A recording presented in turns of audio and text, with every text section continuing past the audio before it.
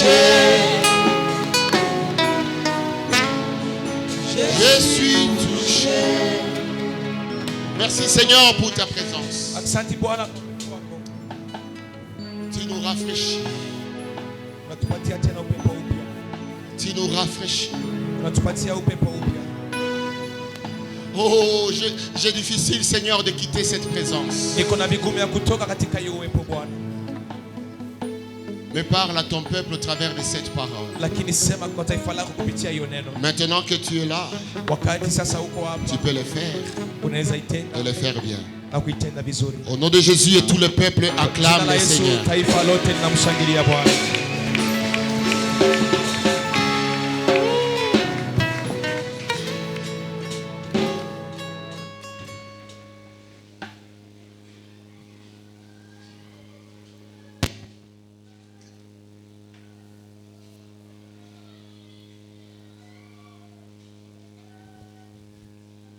Marc chapitre 3. Marko sura 3.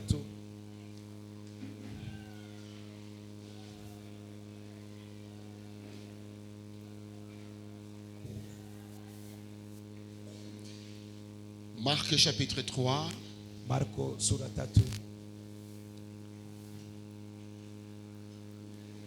Nous allons lire le 27e verset. Tutasoma shairi la 27. Marc chapitre 3. Marko sura 3. Nous lirons tutasoma le 27e verset. Shairi ya 27. Après, nous allons lire Jean chapitre 10. Baadaye tutasoma Yohana sura 10. Et le 10e verset. Shairi la 10.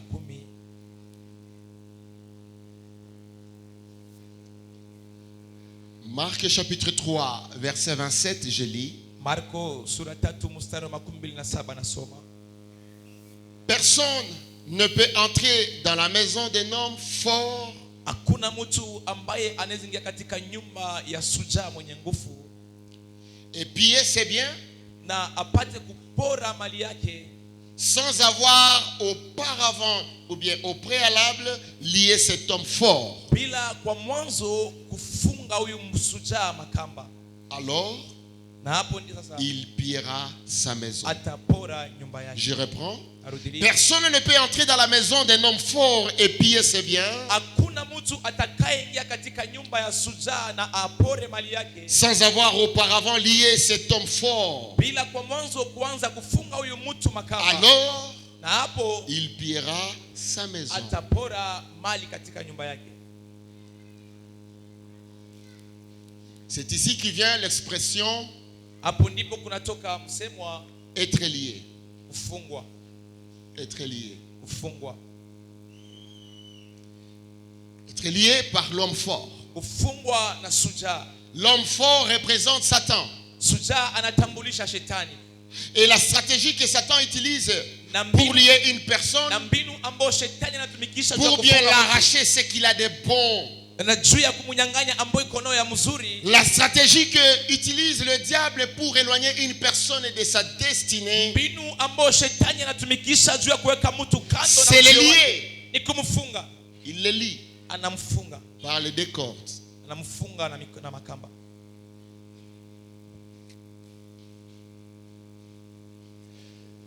Il y a des situations tragiques dans la vie. Lorsque tu les regardes, tu vois que Jésus-Christ est la seule solution. Je n'ai pas écouté ton amen. Il y a des situations qui ne peuvent pas changer par soi-même. Des situations qui ne peuvent pas changer dans les naturels parce qu'ils n'ont pas de solution dans les naturels. Ils ne peuvent avoir que des solutions dans le surnaturel.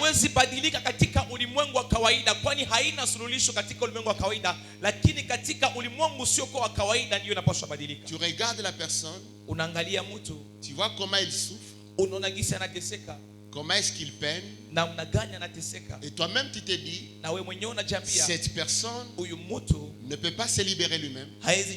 Cette personne ne peut pas se délivrer lui-même. Il a besoin d'une force d'une puissance qui pourra l'aider. Le dimanche passé, j'étais avec un homme et on parlait d'un frère qui prie avec nous, mais que je vois rarement, il ne vient plus, je ne sais pas où est-ce qu'il est parti. C'est un frère qui a fait de très bonnes études. Il a fait l'école belge. L'école belge, c'est le top. C'est le top. Il a grandi dans une bonne famille. Il a fait de bonnes études supérieures. Mais quand tu le regardes, avant même que quelqu'un te dise qu'il a un problème, toi-même, tu peux te dire, il a un problème.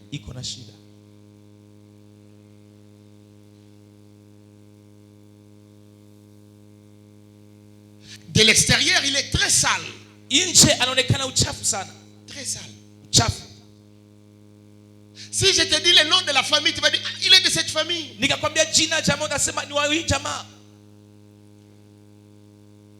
Dans leur famille, ils ont même des ministres. Une grande partie de leur famille est en Europe. Un jour, on est chez un ami ici à Goma. Il nous a invités à l'occasion de rien. Et il a demandé à chacun ce qu'il va boire. Et ses frères, il a demandé Absolute vodka au citron.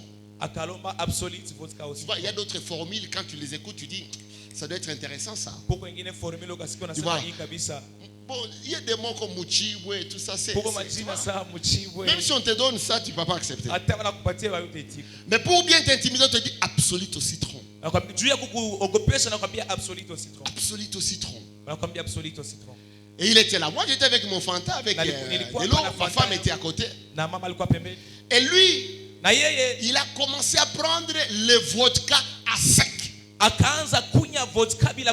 Verre après verre.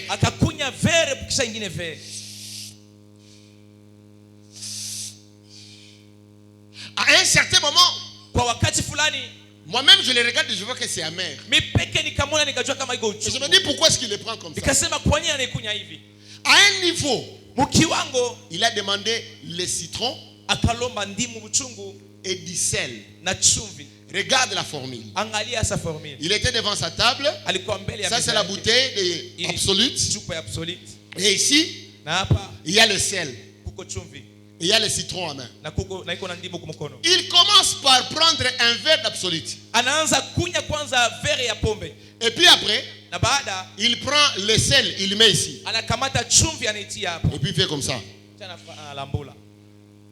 Et puis il prend le citron. Et puis il rentre sur le verre. Il boit encore. Jusqu'à ce que la bouteille est venue vide. Et quand c'était fini, il a demandé qu'on lui apporte le GNB.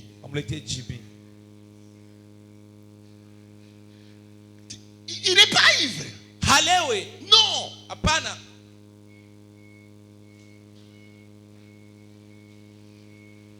Il n'étudie plus. Il ne travaille pas. Il se réveille à 7 heures. Cigarette. Un peu de...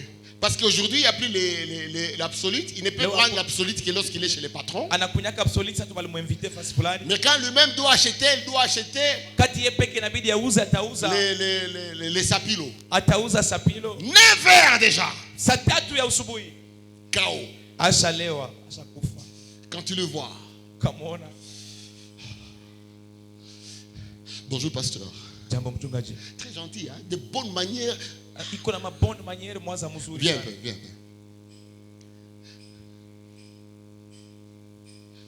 Bonjour pasteur. Comment tu vas? Je m'excuse. Je sens un peu d'alcool. Je sens un peu d'alcool. Mais cela ne va pas te déranger, je pense. Sasa uko nasumulia naye unawaza ni mtu mzima, mtu mwenye. C'est-à-dire iko na mabonne manière mu mapepo zinamwikalia zinamfunga.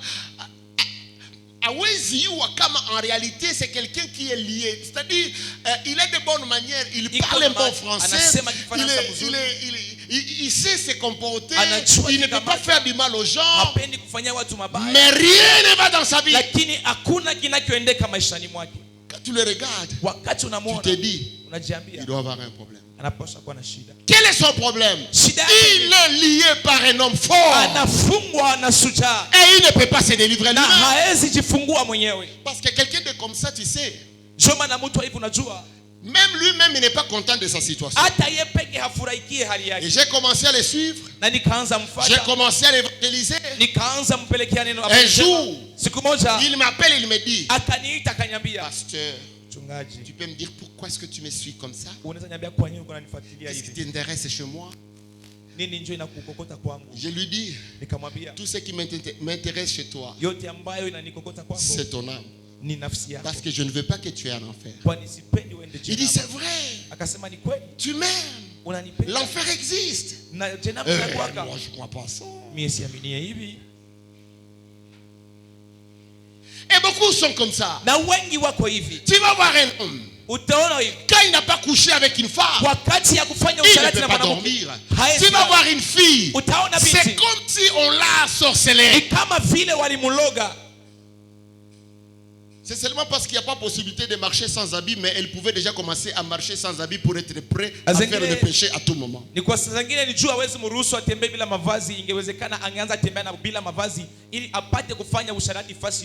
Un jour, je suis en train de passer, je vois une petite fille de 18 ans, 17 ans. Écoutez.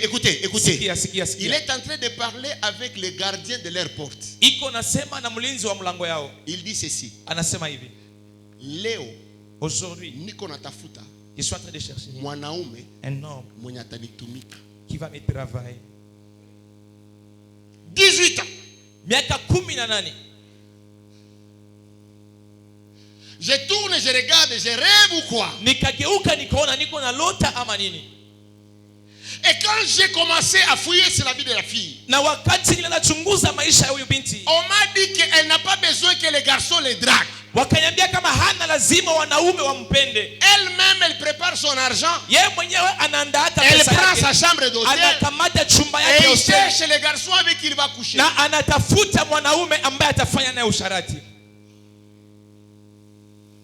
Waivi, une telle personne, même si tu peux la fouetter, même si vous pouvez faire des réunions en famille, même si vous pouvez la punir, il ne changera jamais.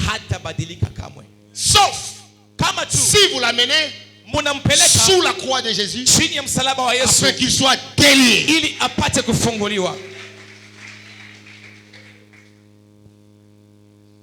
Ivrogne, bandit, il s'enivre tous les jours. Il enlève les habits. Il danse, les enfants le suivent. Quand l'alcool finit, on lui dit ce qu'il a fait. Il regrette. Il vient me voir. Il dit, pasteur, pour Mélanité, l'alcool me fait souffrir. Qu'est-ce que je peux faire pour que tu regardes la personne. Il a la volonté. Mais il ne peut pas se changer lui-même. Qu'est-ce qui s'est passé? C'est là que j'ai commencé à comprendre que la notion doctrinale des liens spirituels existe réellement. Il fut un temps j'ai douté. Parce que pour moi, c'est lui qui est né de nouveau. Il ne peut pas être possédé. C'est lui qui est né de nouveau. Il ne peut plus avoir des liens spirituels. La Bible déclare dans le livre de 2 Corinthiens 5 chapitre 17, si une personne est en Christ, il est devenu une nouvelle créature. Les choses anciennes sont passées et voici toutes choses sont devenues nouvelles. Cela veut dire que quand tu entres dans le Seigneur, tout ce qui était comme ton passé tombe caduque. Inaanguka Et chini. tu commences une vie nouvelle. Na unaanza maisha mapya. Je n'ai pas écouté ton amen. Sikusikia amina yako. Toi et moi, si wewe, réellement nous sommes sauvés, nous ne sommes plus sous l'emprise du diable. La Bible dit qu'il nous a transportés du royaume de son fils. Et il nous a amenés dans le royaume de son fils. Nous avons quitté le royaume de Satan. Et il nous a amenés dans le royaume de son fils. Nous appartenons à Dieu. Nous sommes du royaume de Dieu. Nous ne sommes plus du monde. J'ai dit nous ne sommes plus du monde. Nous appartenons à un royaume inébranlable. Mais écoute-moi bien. Prends la main de ton voisin. Dis-lui, ce n'est pas pareil pour le païen.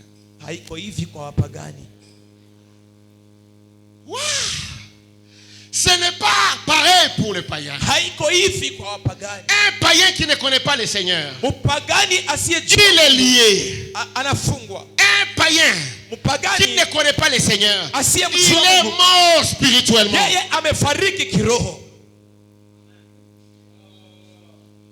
Quand tu n'es pas sauvé, tu vois l'église tous les jours. Tu chantes avec les autres. Tu donnes tes offrandes. Tu jeûnes quand il faut jeûner. Mais si tu n'as pas encore donné ta vie à Christ, si tu n'as pas encore abandonné les péchés, si tu n'as pas encore laissé ta vie passer, si tu ne peux pas dire voici ce que j'étais auparavant et ce que je suis devenu, cela veut dire que tu n'es pas sauvé. Mais tu as adhéré à la religion. Et quand tu adhères à la religion, sans pour autant donner ta vie à Christ, tu restes sous l'emprise du diable. Tu restes lié. Et toi-même, tu ne peux pas te sauver. Il y a une seule personne. Je dis une seule personne.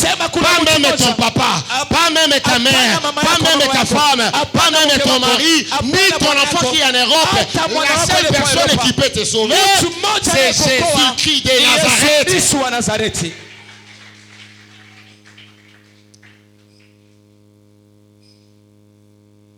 Le verset qui dit que tout est devenu nouvelle, ça appartient aux chrétiens. Ceci ne concerne pas les faux vrais. Très bien, tu as fait de bonnes études. Ça ne concerne pas de faux vrais.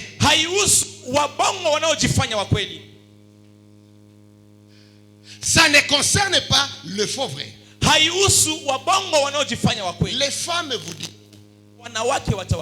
que dans les sacs à main, il y a les sacs à main qu'on appelle Gucci. Il y a Michael Kors. Moi je connais ça. Il y a des sacs à main qu'on appelle Tommy Mugler. Mais le vrai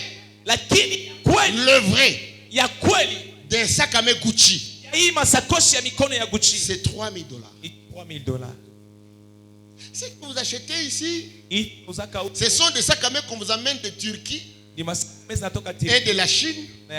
On les appelle des faux vrais. C'est-à-dire, ni ayo tu ni haiko ayo. Unabisiki ni ayo mais haiko ayo. Mais n'a pas d'expression Joy. C'est ça. Ni ayo mais haiko. Il comme Christ mais haiko. Il est chrétien mais il n'est pas chrétien. En fait, il est comme Christ. Donc il est chrétien. Dieu lui dit bien comme Christ. Parce que mais il ne l'est pas. Parce qu'il n'a jamais donné sa vie à Christ. Il ne peut pas témoigner pour dire voici ce que j'étais et voici ce que je suis devenu. Quand tu le regardes, il est toujours ivrogne. Quand tu le regardes, il est toujours impudique. Et il peut parler en langue. Et il peut crier. Je vais te surprendre. Et il peut prêcher bien. Bien. Mais il est impudique.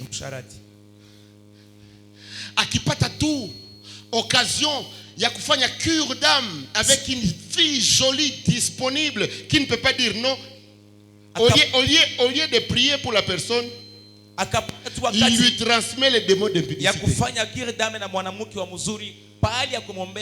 des filles qui sont parmi nous, qui chantent à la chorale, qui se disent chrétiens, mais qui viennent à l'église, non pas pour chercher Dieu, mais pour faire tomber soit les pasteurs, et si les pasteurs ne pas tomber, ils viennent pour chercher comment faire tomber des bons frères. Tu vas voir un frère bien, un frère chrétien, un frère qui ne peut pas s'enivrer, un frère qui évoluait bien avec le Seigneur. Depuis le jour qu'il a commencé à approcher la sœur, il a commencé à avoir des désirs impurs dans son cœur. Pourquoi? Parce qu'il y a la sœur qui est liée sous l'emprise du diable, sous l'emprise de l'impudicité. Elle vient à l'église, elle n'est pas encore sauvée. Elle n'est pas encore sauvée, mais elle chante, elle peut prêcher, elle peut diriger la prière. Diriger la prière, c'est quoi? Ne vous laissez pas tromper par les gens qui prient beaucoup. Amen. Quelqu'un, tu sais, pour bien prier, c'est quoi? C'est écouter le pasteur Clark prier pendant une heure. Tu gardes ses paroles, tu les gardes pour toi, et tu commences à répéter.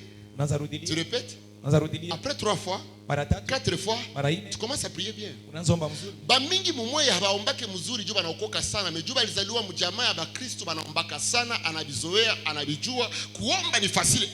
Nombreux parmi nous ne prient pas trop parce qu'ils savent prier, mais ils prient trop parce qu'ils sont nés dans des familles chrétiennes, des familles qui prient. Il est habitué à la prière, il grandit dans la prière. Il peut être capable de s'agenouiller 2 heures, 3 heures, en train de prier.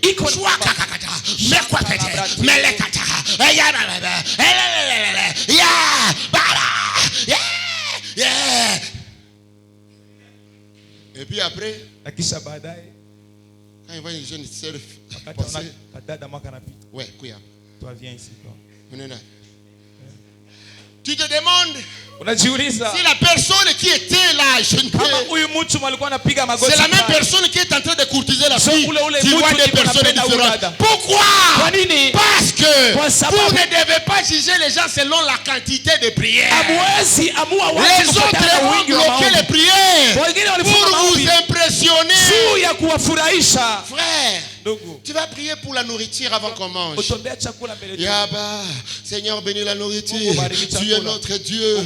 C'est toi notre Père. Bénis le Congo. Tu vois ma femme. Tu vois nos enfants. Nous voulons te servir. 30 minutes. 1 heure. Frère, on t'a demandé de prier pour la nourriture. Quand il fait ça, cela veut dire qu'il est en train de te donner l'image qu'il n'a pas. Alors pour qu'il soit accepté dans les milieux où il est, il commence par de longues prières pour t'intimider. Je ne suis pas contre la prière. Demandez à ma femme, il va vous dire. S'il y a quelque chose sur lequel je me force, c'est la prière. Je prie 1 heure, 2 heures, 3 heures, non stop.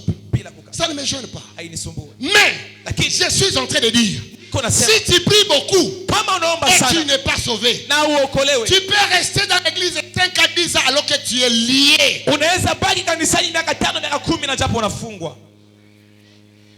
C'est comme ça que tu vas me demander comment expliquer.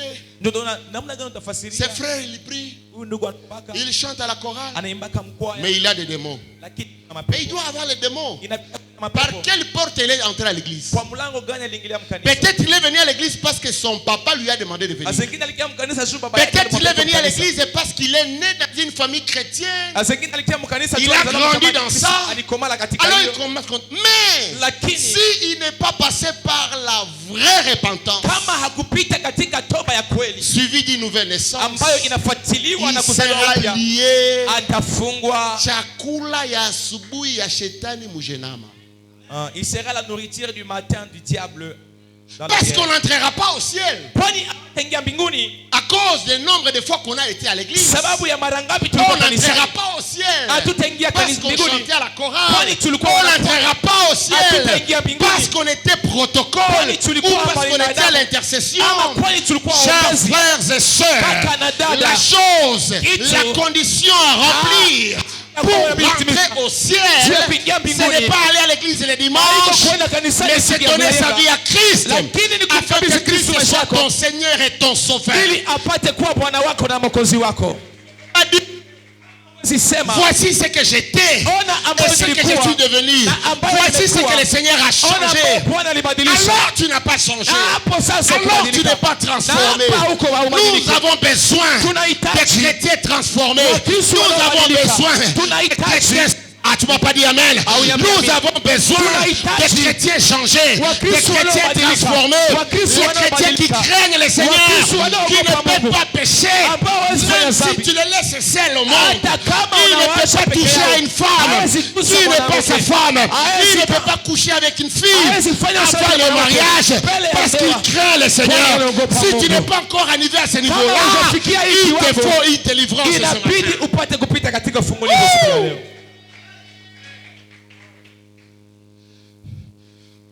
Aujourd'hui, nous salissons le nom de Jésus. Tout le monde commence à dire que les chrétiens sont faux. Je voulais dire même à ceux-là qui nous suivent sur Internet, tous les chrétiens ne sont pas faux. Si on parle de vrais dollars, c'est parce qu'il y a des faux. Et on parle de faux parce qu'il y a de vrais. Si vous parlez de faux pasteurs, c'est parce qu'il y a de vrais pasteurs. Si vous parlez de faux chrétiens, c'est parce qu'il y a de vrais chrétiens. Je suis un vrai chrétien. Avant d'être pasteur, je suis d'abord un enfant de Dieu. Je peux marcher avec assurance parce que je sais une chose.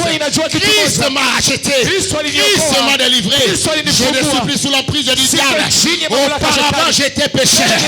Auparavant, j'étais dans le mal. Auparavant, je vivais comme je voulais.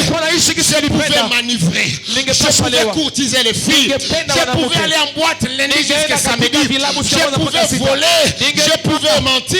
Je pouvais vivre ma vie comme je veux. Mais depuis le jour que j'ai rencontré le Seigneur, il m'a appelé. Il m'a dit, cette vie que tu es en train de vivre, cette vie va t'amener en enfer.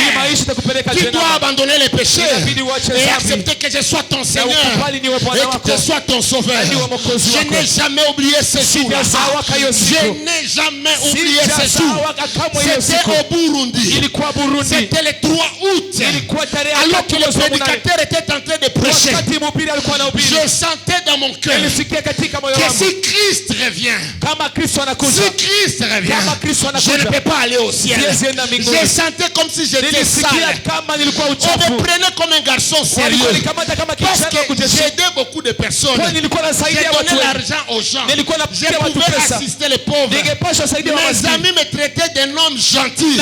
Mais moi, dans mon cœur, je savais que j'étais un pécheur. Je savais que j'étais sale. Je savais que si je meurs, je ne vais pas aller au ciel. Et ce jour-là, avant même que le prédicateur n'arrête de prêcher, la grâce de la repentance est descendue. Je me suis approché. J'ai accepté de donner ma vie à Christ. À partir de ce jour-là, j'ai décidé d'abandonner l'alcool. J'ai décidé d'abandonner les femmes. J'ai décidé d'abandonner les péchés. J'ai appelé Jésus dans ma vie pour qu'il soit mon Seigneur et mon Sauveur. La Bible me montre, lorsque je demande pardon, non seulement il pardonne, il oublie et il efface. Lorsque je demande pardon, il oublie, il pardonne et il efface. Et ce matin, si tu es là, tu sens que tu es sous l'emprise, tu ne sais pas abandonner, tu veux abandonner le péché, tu veux abandonner la masturbation, tu veux abandonner la pornographie, mais tu ne parviens pas à le faire. Tu es marié, tu laisses ta femme sur le lit pour aller chercher les filles à l'extérieur. Tu es marié. Tu laisses ton mari au lit pour aller chercher les petits garçons au quartier. Et chaque fois quand tu rentres, tu sens que tu es sale. Tu sens que tu as besoin que Christ change ta vie. Mais tu n'as jamais réussi. Je viens te dire ce matin, il y a une grâce pour toi. Ce matin, il y a une grâce pour toi. Ne rentre pas comme tu es venu. Parce que d'autres choses, tu ne les as pas cherchées. Ce sont des liens qui viennent de ta famille. Ce sont des démons que tu as attrapés parce que tu vis à Biréré. Il y a des démons liés à la nation congolaise. Comme par exemple les démons de la musique, les démons de l'ambiance. Ça, c'est quelque chose qui a excellé au Congo. Dans d'autres pays, on ne danse pas comme au Congo. Il y a au Congo où tu peux voir un gouverneur en train de danser la chanson des Aïko et de faire des gestes. Il y a au Congo que tu peux voir un papa d'une famille en train de sauter et de danser Dombolo. Vous savez quoi? Quand tu entres dans une nation, tu rencontres des démons qui sont liés à cette nation. Quand tu entres dans un pays, quand tu entres dans un quartier, et même quand tu es né dans une famille, tu vas rencontrer une famille où on ne fait que boire. Dans cette famille, on ne se marie jamais. Dans cette famille, c'est la maman qui demande aux filles d'aller se débrouiller pour qu'on mange. Tu vois, tu n'as pas cherché ça. Tu vois, tu n'as pas voulu ça. Aujourd'hui, tu es en train de vivre cela. Mais dans ton cœur, tu sens que tu ne dois pas continuer comme ça. Et ce matin, tu es là. Tu veux dire, je ne vais plus continuer avec les papas. Je vais attendre jusqu'à le jour où le Seigneur va me donner Peut-être que tu es là ce matin. Et tu te dis, je ne vais plus continuer à coucher avec les filles avant le mariage. Je ne vais plus continuer à me masturber. Je ne vais plus continuer à marcher dans la pornographie. Je ne vais plus continuer à marcher dans l'homosexualité. Et tu veux donner ta vie à Christ. Je te rassure, il y a la grâce pour toi. Et si tu donnes ta vie à Christ, il va te délivrer. S'il te délivre, il va te restaurer. S'il te restaure, tu deviens un homme nouveau. Et cette grâce est là ce matin pour toi. Ne rentre pas comme tu es venu. Si tu sens ce fardeau, si tu sens que tu dois changer et tu ne parviens pas à le faire par toi-même, tu vas te lever là où tu es et tu vas élever les mains. Nous allons prier pour toi. Peut-être que tu sens dans ton cœur, tu te sens sale. Tu veux qu'aujourd'hui soit un jour nouveau. Lève-toi. Et lève les mains là où tu es. Lève seulement les mains là où tu es. Je vais prier pour toi. La chorale monte. Je voudrais avoir le temps de prier avec toi. Merci mon frère. Si tu veux donner ta vie à Christ, lève-toi ma soeur, lève-toi ma soeur, merci. Lève-toi là où tu es. Lève-toi là où tu es, oui. Si tu veux réellement changer. Écoutez, moi-même je suis passé par là. Je me suis combattu avec mon cœur. Je me demandais qui m'aidera à abandonner les femmes. Qui va m'aider à abandonner l'ivrognerie. Mais un jour comme ce jour, comme tu es là ce matin, j'ai donné ma vie à Christ. J'ai abandonné le péché et j'ai commencé à vivre une vie nouvelle. Tu as bien fait de te mettre debout. Tu as bien fait de te mettre debout. Tu vas faire le deuxième pas, approche devant. Parce que je vais prier avec toi.